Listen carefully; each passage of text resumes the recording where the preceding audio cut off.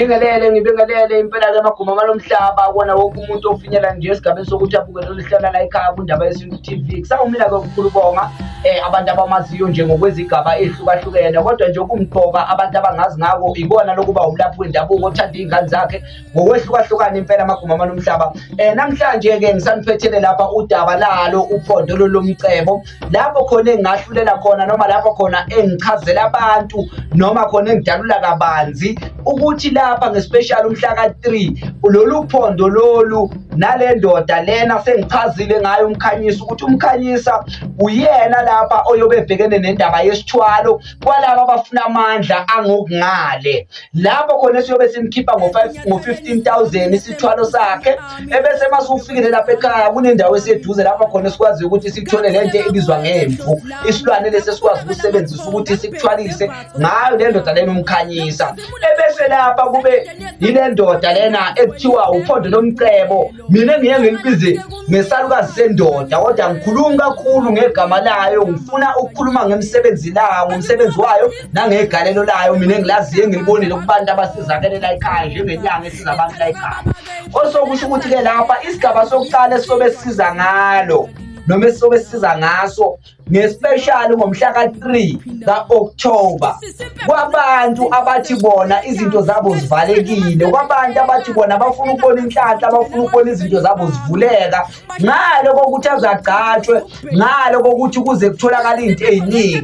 Lo muntu lowo siyobe simkhandela ibhavu lakhe lenhlanhla nemali engango-1,000 rand, lapho khona sizothi masiceda ukumgeza simnikeze ngisho into ebizwa ngebasi isipunge leli lobe likwazi ukuthi lidonse lenhlanhla noma lokuvuleka kwezindlela lokho akufunako wena lowo muntu lowo. Kuyiyo into leyo yokuqala sobe sikhanda ngale ndoda lena, ulo muthi ozokwazi ukusiza abantu abathi bona bafuna nje indlela zabo zivuleke. Uma ukuthi umuntu oyikholwa ongasebenzisi umuthi, siyakwazi ukulisebenzisa lolu phondo ngapha esigabeni seyiwasho, kuphela kufuna silicontsisele esiwasheni sakho kuze kukwazi ukuthi lento ihlambe ngale ndlela lefuna ihlambe ngayo, lamathunzi lawa ikuvulela izindlela ezimhlophe. Ngabantu bokuqala labo abazosizakala la ekhaya, noma ngubani othi indlela zakhe zivalekile ufisa ukubona ukukhanya ngaphandle kokuthi azathole into ebonakalayo, ngoba amandla nawo futhi engekho angakhona ukuphumelela kulokhu mhlawumbe kokugezwa. Lo muntu lowo-ke uyofika ne-1,000 rand lapha ekhaya, noma ufika no-800 uyasizakala la ekhaya, ayikho inkinga.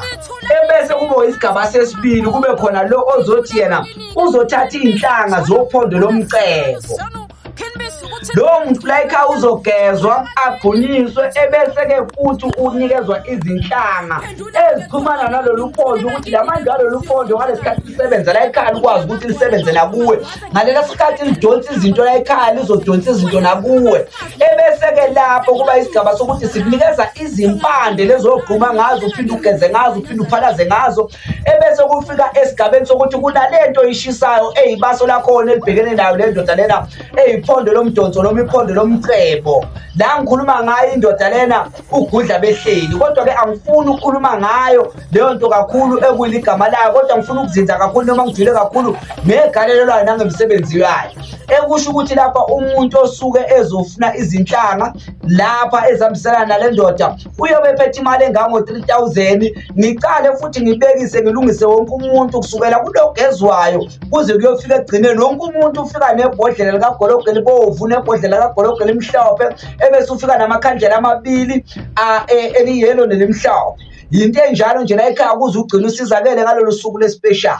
Ebese-ke bazothi-ke laba bezinhlanga ebese baphinde kulokhu engikubalile, bese baphinde bangiphathele ubisi nemali emhlophe enza u20 rand.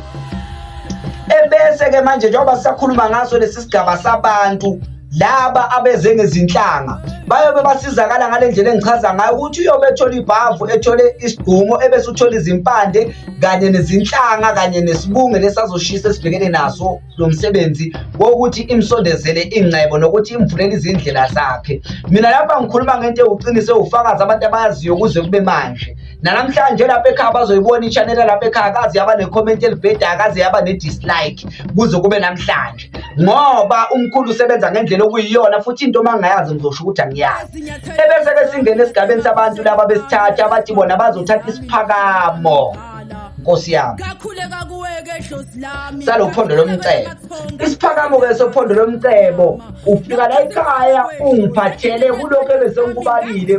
Uzophatha konke okufanayo kodwa ulungaphathi ubisi nemali emhlophe. Uzovele ungiphathele iy'nkukhu ezimbili ezimhlophe.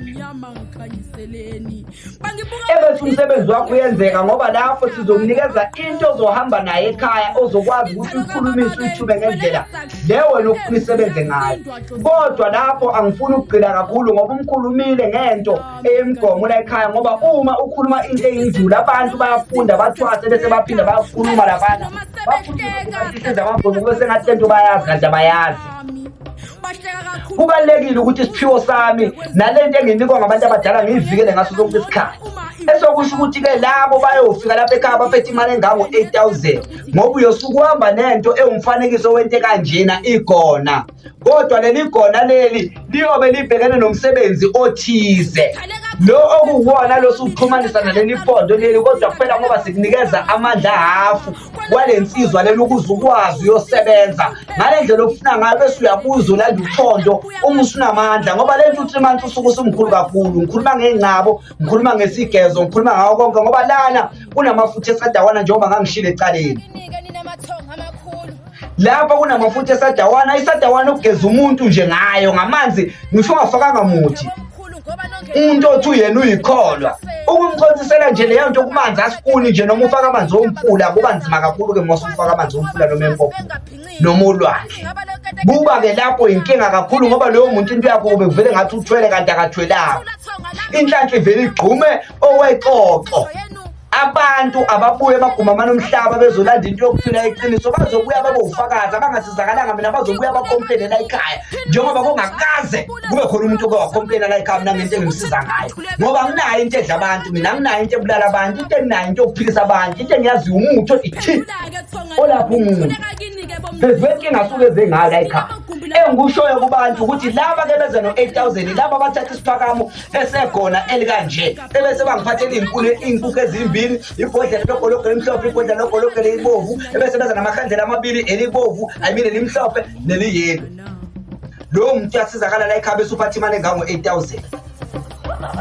Lezi nkukhu lezi nalamakhandlela uzithenga ngemali yakho eseceleni, uzithenga kuwo lo 8,000 ufike la ekhaya imali isishoda. Ngikubonise mina ukuthi masikhuluma ngenyanga sikhuluma ngani, ngikubonise mina ukuthi masikhuluma ngamandla sikhuluma ngani.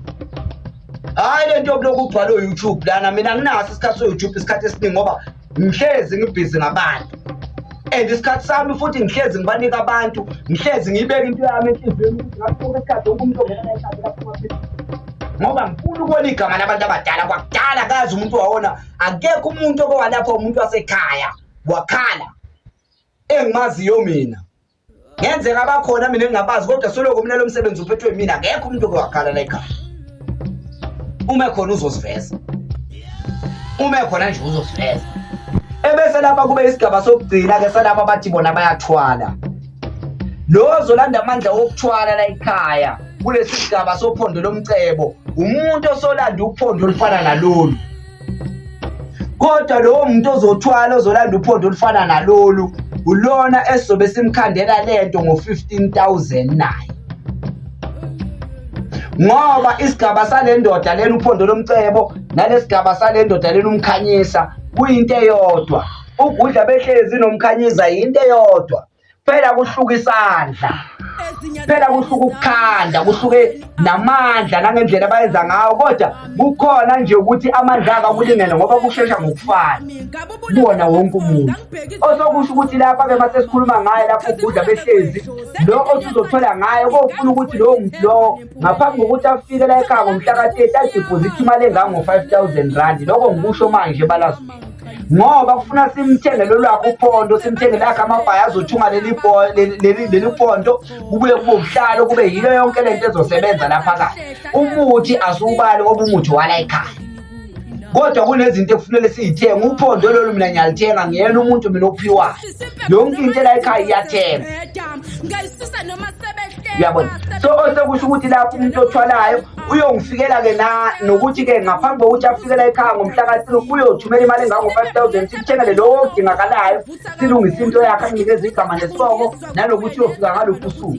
Ebese-ke lapha kuyoba umuntu othi njengoba yena ethwala ngaleso sigaba leso, lolu phondo lolu namasiko lahamba ngalo, kodwa lowo muntu ngimchazela sesifilela esigodini. Kodwa into mina engasithembisa yona ukuthi lolu phondo luzokunikeza ingcebo ezinaphakade. Phela umgomo munye omuhle kakhulu lapho eliphondo ukuthi kuyafuna ukuthi kube khona umuntu omhlophayo ekhaya ozoluqhubekisa lolu phondo lusebenzela ekhaya mhla ungasekho. Lo nje kuwumgomo obaluleke kakhulu ekumele ulandele lapha kulolu phondo lolu, ngenxa yokuthi senzela ukuthi umcebo lo sekhaya usuke ungafi, ukuthi lo mcebo ungafi.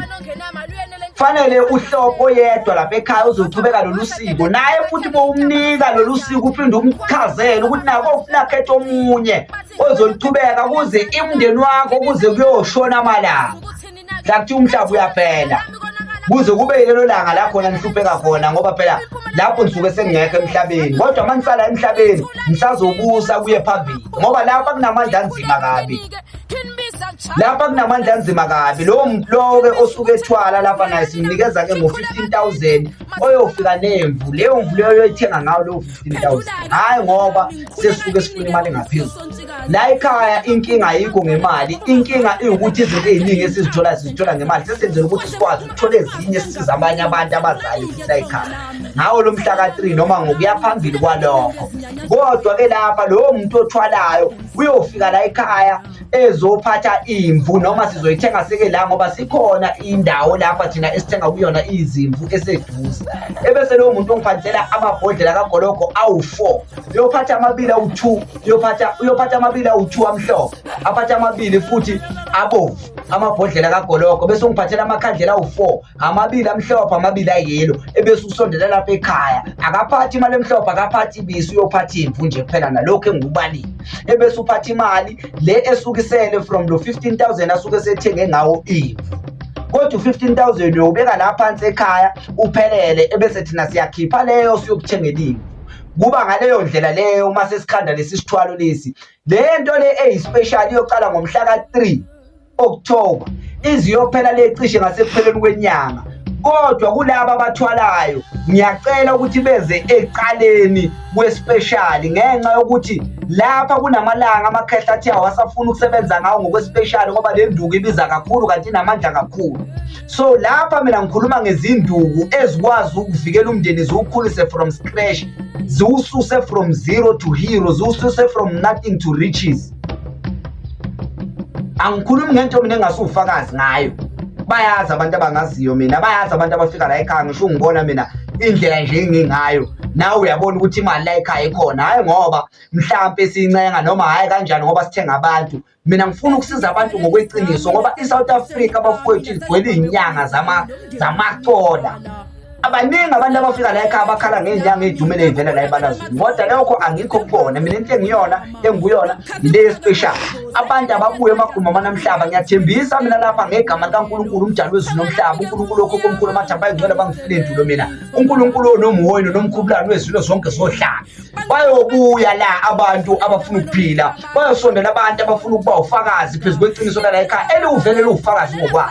Maguma amanamhlaba ngithi inkosi ithela umusa kulo kubona umuntu oyofinyelela nje esigabeni sokuthi abuke lolu hlelo la ekhaya. Ngithi ndawo wendala mawashewe bhojo komustrali bhakanaka. Siyabonga.